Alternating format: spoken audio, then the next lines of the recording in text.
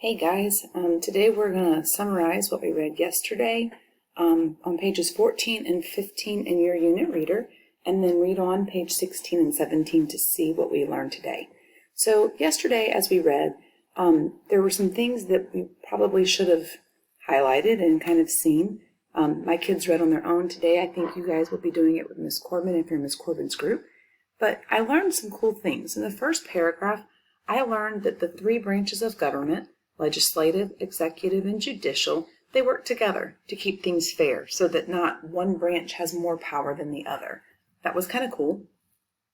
In each paragraph, I learned what the branch does and who is a part of that branch. So as I read, I highlighted what they did and I highlighted things that were important. So I learned that the legislative branch is comparable to the federal government's Congress, the state Congress.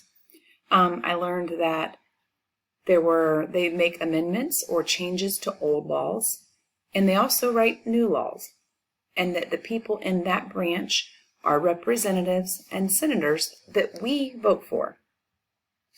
The state's executive branch, I learned that that is the governor and his staff, which is the lieutenant governor, the secretary of state, and And I learned that they carry out the laws that the legislators make. I also learned that the governor sets the budget, which is money. He decides how money is spent by the state. I learned that he goes to important state events and ceremonies.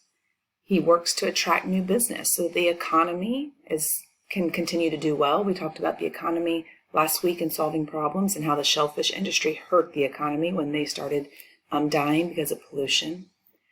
I learned he appoints appoints officials to state agencies that work to improve our life, and those state agencies are agencies that oversee our economy and also education. So our Board of Education and people like that.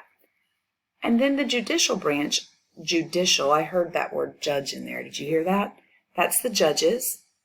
They interpret the laws of the state, and interpret means to understand and make sure that if you think someone's broken a law, they make sure this is what the law states. They interpret it to make sure that's actually the law you've broken and you did violate that. And then they also oversee local laws and case decisions. So if you are found guilty for doing something and you don't think you really were guilty, you can appeal and say, that was not fair. They made the wrong decision. And sometimes the state Supreme Court can oversee it and decide, no, you were wrong, or you're right, that wasn't fair, and I change your verdict. And they make sure that the courts are fair and they're following the state constitution. I learned that the state constitution, this was really cool, I put a little wow with my wow emoji. State constitutions are actually longer most of the time than our federal constitution. So the constitution that we wrote to oversee our nation is actually shorter sometimes than one state's. And this one says Alabama's state constitution is more than 300,000 words, which is 40 times longer than our U.S. Constitution. So it's almost twice as long. And then I noticed at the bottom of my pages, there were some really great pictures that showed me some of these things that I learned in my reading. So here's the governor at some special events. Here's the courtroom at the state capitol building. So we're talking about that judicial system. Over on the other page, the governor again of New Mexico is talking to reporters about her budget and how she's going to spend the money. And then this picture's our state legislator meeting to discuss a new law in New York. So these pictures really help me to visualize and understand what legislative branch kind of looks like. It's a group of people who gather together to discuss things and some things the governors do. So today, Ms. Corbin's kids will work to complete this chart. Ooh, come back to me. My kids have already done it, but all you are doing is everything that I've just said, you're going to be plugging it into the chart. Who is actually part of the branch? Representatives and senators for the legislative. They make changes to old laws and write new laws. The governor and his staff, the lieutenant governor, the secretary of state, for the executive branch. And here's all the many things the governor's responsible for. And then that judicial branch, made up of judges who interpret to figure out what the laws actually mean and if the laws have been fair and followed. So you'll be working to fill out that chart, and for my kids, this is what your chart should have looked like. Today we're going to keep on reading. We got a long read. Y'all, I've been teaching for like 5 minutes and I hit pause on my thing, so I'm going to pick up where I left off. We have a long story this week. On page 16, we start talking about transportation. You can see how much I've worked without you even being here on the video with me. Government officials and agencies handle the infrastructure of states. I circled this word because it's a big word. I hear the word structure in it, but I'm not real sure what that means. Then when I read on, it told me an infrastructure is the base or foundation of a system. One part of a state's infrastructure is transportation. This means the state takes care of its own roads, highways, and public transportation. Roads, highways, and public transportation greatly affect a state's citizen. So I know that this paragraph is mostly about, the main idea of this paragraph is the infrastructure of the state and what that means. Highways, streets, bridges, and tunnels connect communities. Okay, so this is why they're important. They connect us. It is the state government's responsibility to maintain them so people can travel and transport goods safely. State workers build and maintain roads and highways. They also repair bridges and tunnels. States collect taxes, tolls, and other fees from citizens to help pay for this work.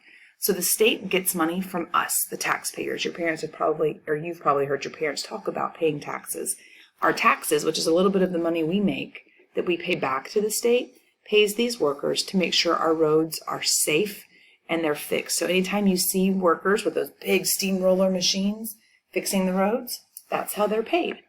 This is a critical responsibility of the state governments. I highlighted this in yellow because I saw the word critical, and I know that means it's super important. As Christopher Dodd, a former Connecticut state senator, said, America's highways, roads, bridges are an indispensable part of our lives. They link one end of our nation to the other. This lets me know that this word indispensable, another big word, must mean they're pretty important, because here we said it was critical. Here it says they link one end of our nation. So let's just pretend California all the way to us in North Carolina, one side to the other. That's how we get around our world to see each other one way. We use them each and every day for every conceivable purpose. So I put over here, the main idea of paragraph 11 is the importance of our infrastructure. I liked that word because it's a new word, so I used it. Why is it important? We can find out right here. Oh, and at the bottom of the book, guys, there's some more great pictures that kind of show us. Here's a worker collecting tolls from a driver on the highway. Here's the government working on the highway to make it better after a mudslide. So some more really great visuals to help me understand. And then there's this chart at the top that talks about our dollars, the state's tax dollars, and how much money they spend on each of those state agencies that we talked about from yesterday's reading. So this is a great chart you can look at and see other 34%, most of the money goes to other stuff, but a quarter, 25% of the income they have goes to our education. And then there's some other things. Public health and safety. Public health and safety. The state government also protects the health and safety of its citizens. Well, that's important. I want to be healthy and safe. State governments run hospitals to care for sick people. State police patrol officers help keep people safe. They also monitor the grounds of parks and other public spaces owned by the state. So they make sure the state parks and things like that are safe and clean. If a child is missing, so I'm going to just put right here real quick.